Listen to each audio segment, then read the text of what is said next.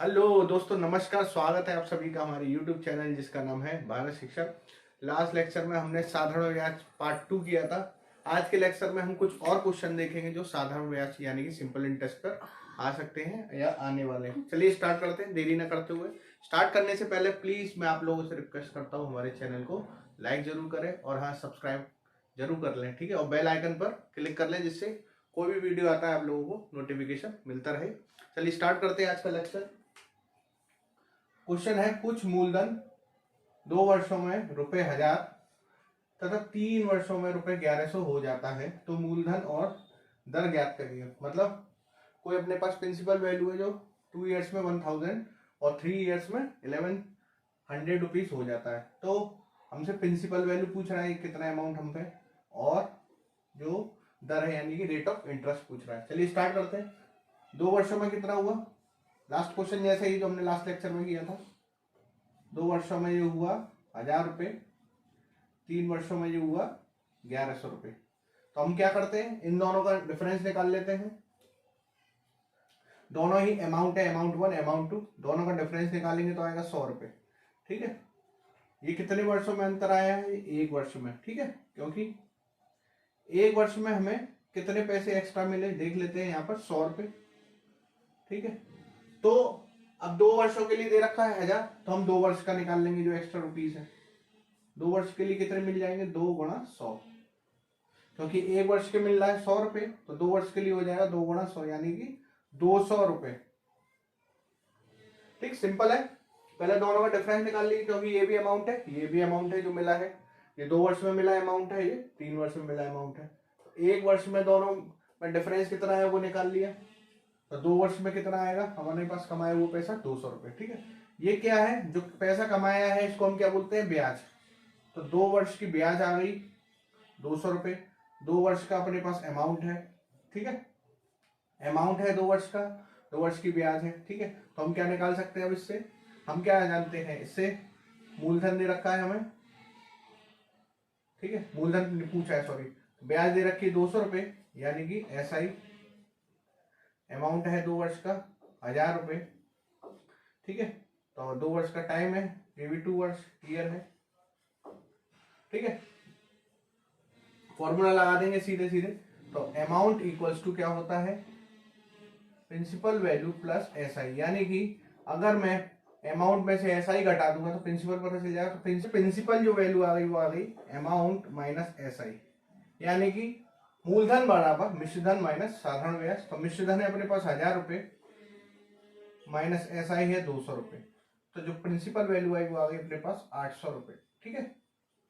मूलधन कितना था, 800 रुपये, ठीक है। एक आंसर निकल आया। दर पूछ रहा है, दर के लिए सीधे सीधे हमें क्या पता है, SI पता है, टाइम पता है, प्रिंसिपल पता है। तो क्या होता है, SI equals to P into R into T upon 100।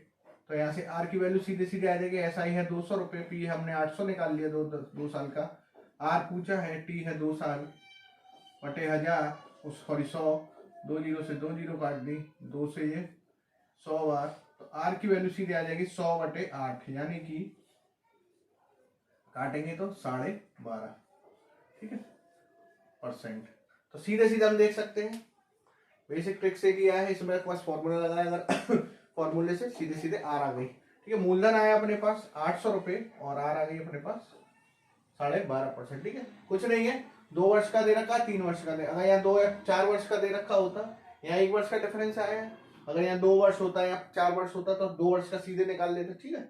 तो 2 वर्ष का अपने पास मूलधन ब्याज आ जाती, ठीक है, सीधे इसमें फॉर्मूले में रख देते, ठीक। नेक्स्ट क्वेश्चन देख लेते हैं। एक निश्चित राशि पर साधारण ब्याज राशि का 64 बचे 25 है।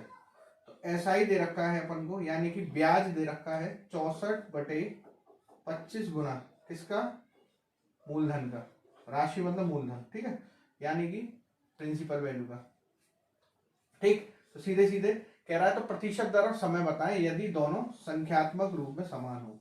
मतलब R और T की जो वैल्यू है, मतलब दर और समय की जो वैल्यू है वो न्यूमेरिकल वैल्यू सेम है, ठीक है। यानी अगर ये 10 है तो ये भी 10 और ये भी 10, तो मैं R बराबर T मान के चलता हूँ, ठीक है। फॉर्मूला लगाएंगे सीधे, SI equals to P into R into T upon 100, सीधे फॉर्मूले पे ही हो जाएगा ये तो।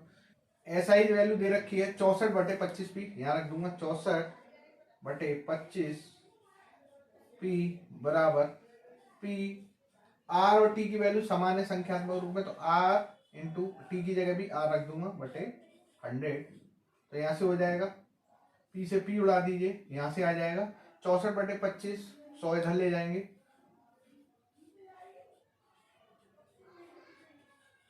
बराबर आर स्क्वायर। दोनों तरफ रूट लेंगे यानी कि दोनों तरफ वर्गमूल लेने पर तो जो हो जाएगा 64 का वर्गमूल 8, 25 का 5, 100 का 10 और आर स्क्वायर का हो जाएगा आर। तो यहाँ से वैल्यू जो आ गई 5 दूनी 10, तो आर की वैल्यू आ जाएगी 8 दूनी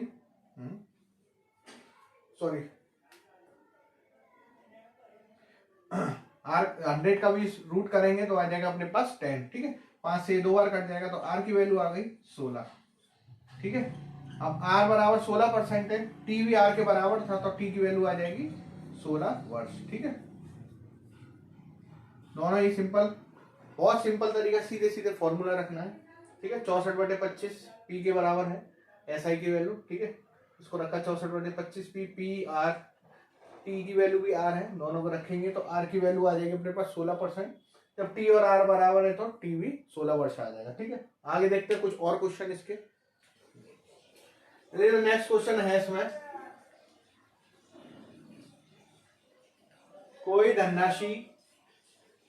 धनराशि अपने पास, उसका एक हिस्सा प्रति वर्ष 9% तथा बाकी हिस्सा 12% पर निवेश किया जाता है।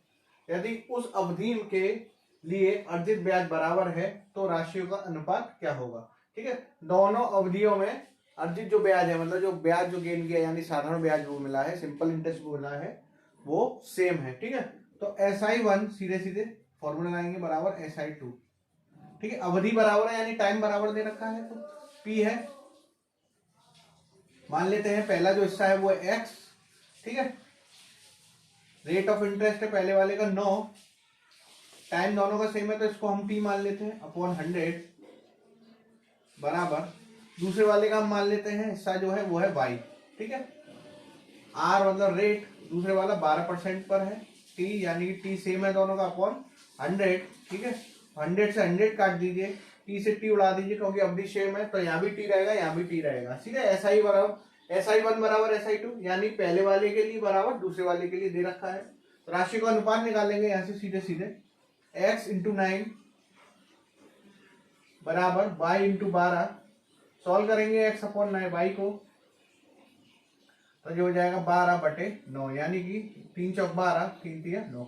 तो जो रेशियो आएगा वो आएगा 4:3 का। ठीक है, सिंपल क्या किया हमने, सीधे सीधे दोनों तरफ हमने फॉर्मूला लगा दिया है सिंपल इंटरेस्ट का। दोनों के सिंपल इंटरेस्ट दे रखे हैं, ब्याज बराबर है तो दोनों को बराबर कर दिया।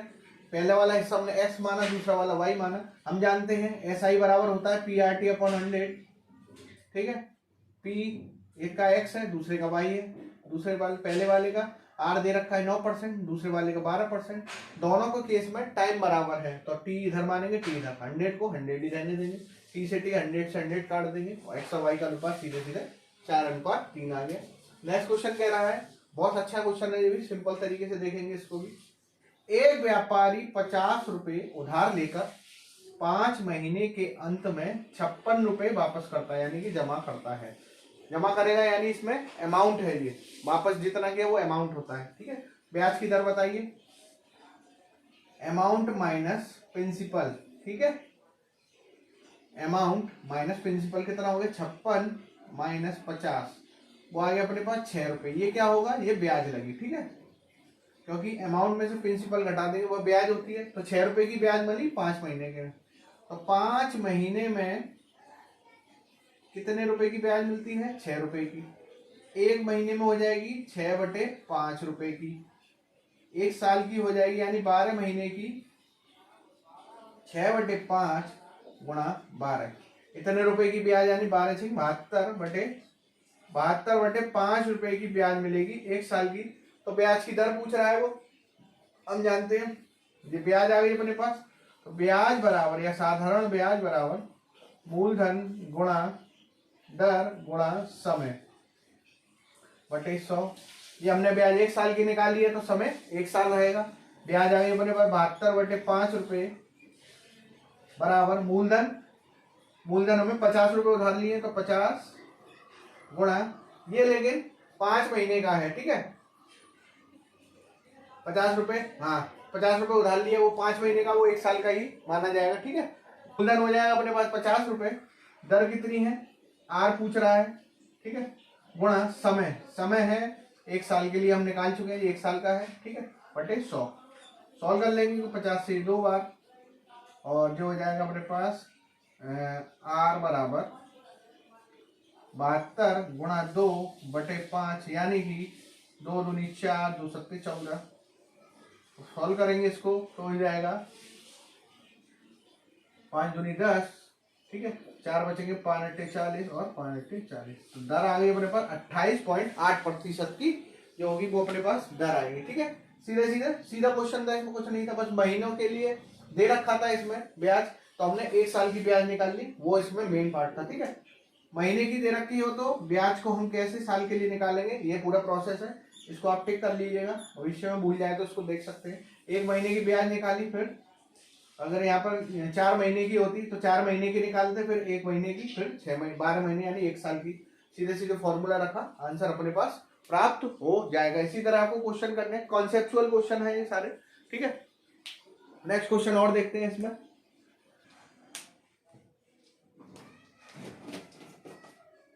नेक्स्ट क्वेश्चन देखिए,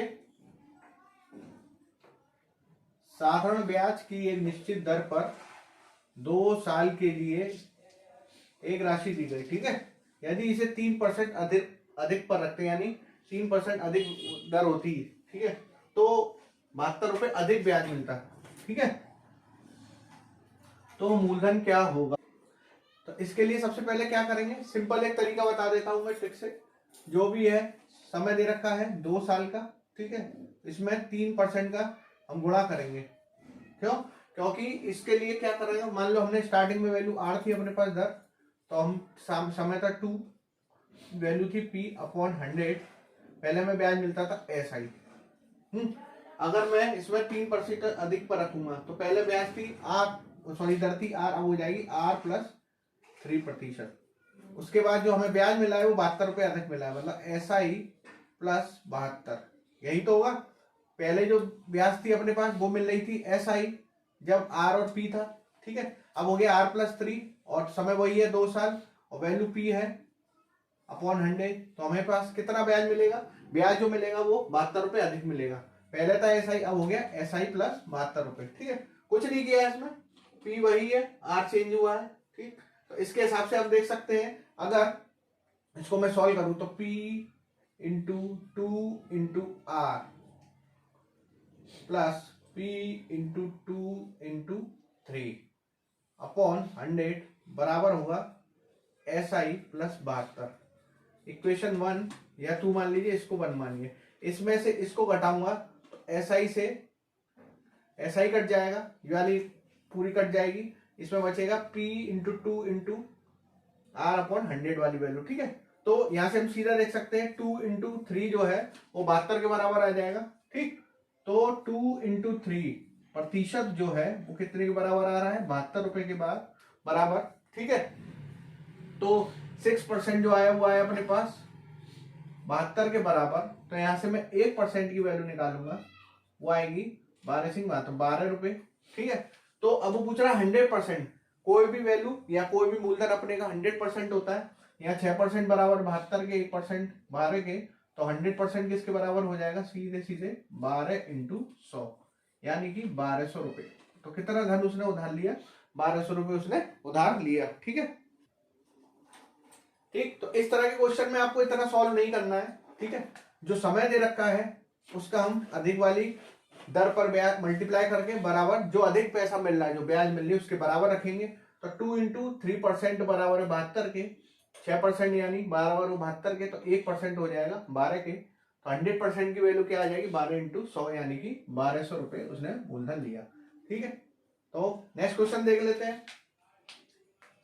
राहुल ने पहले 2 वर्षों के लिए 2% प्रति वर्ष की दर से, अगले 4 वर्षों के लिए 5% प्रति वर्ष की दर से तथा बचे हुए वर्षों के लिए 60% प्रति वर्ष की दर से धन उधार लिया यदि कुल उसने 10 सालों में अर्जित ब्याज उसकी कितनी है 10,400 रुपये है तो कुल कितना पैसा उधार लिया। देख लेते हैं पहले कितने समय हो रहा है अपना, या 2 वर्ष या 4 वर्ष, टोटल 6 वर्ष। ठीक है, तो ये हो जाएगा टोटल अपने पास 2 वर्ष का हो जाएगा 2 इंटू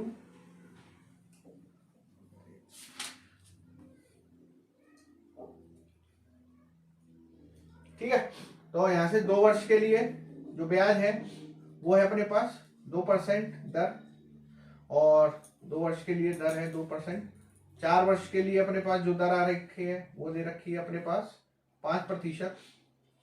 अब कह रहा बचे हुए सालों के लिए, टोटल 10 साल है, 10 में से हम जो दोनों वर्ष घटा देंगे जोड़कर, तो 4 + 2 बराबर 6 वर्ष। ठीक है, टोटल साल 10 है तो अपने पास 4 वर्ष बचे, तो 4 वर्ष के लिए जो उसने बचे हुए जो साल आ गए वो आ गए अपने पास 4 वर्ष। बचे हुए सालों के लिए 7% की दर से उधार लिया है। अब इन तीनों का जो टोटल ब्याज है वो दे रखा है हमें 10,400 रुपये। इस तरह ही करेंगे इसको, तो 2 × 2% प्लस 4 × 5% प्लस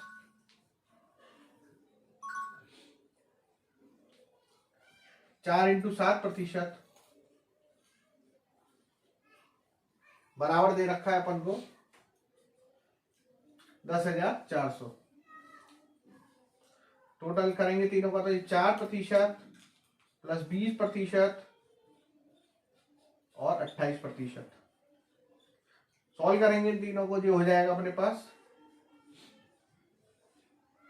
28 और 20 48 और 4 52। तो 52% जो दे रखा है अपन को वैल्यू दे रखी है उसकी 10,400। इस प्रकार निकाल लेंगे उसको, 1% की वैल्यू आ जाएगी 10,400 बटे 52, यानी कि ये 2 बार तो 200। तो 100% की वैल्यू निकालनी यानी मूलधन टोटल, तो 200 गुणा 100, तो वैल्यू आ जाएगी अपने पास 20,000 रुपए। ठीक है, कुछ नहीं था इस क्वेश्चन में, तो ऑप्शन नंबर इसका थर्ड आंसर हो जाएगा। सीधे 2 वर्ष की परसेंट दे रखी है, 4 वर्ष की दे रखी दर, और बचे हुए 4 वर्ष की दे रखी 7%। तीनों प्रतिशत को जोड़िए, वो ही जो अर्जित ब्याज है उसके बराबर रख दीजिए। ठीक है, तो 52% की वैल्यू इतनी 1 की निकालेंगे और 100 की इस तरह निकाल देंगे। ठीक, तो आज अपने पास इस तरह ही सॉल्व कर लेंगे। 1-2 क्वेश्चन और देख लेते हैं जो महीने और दिन वाले हैं, फिर आपका ये चैप्टर खत्म हो जाएगा।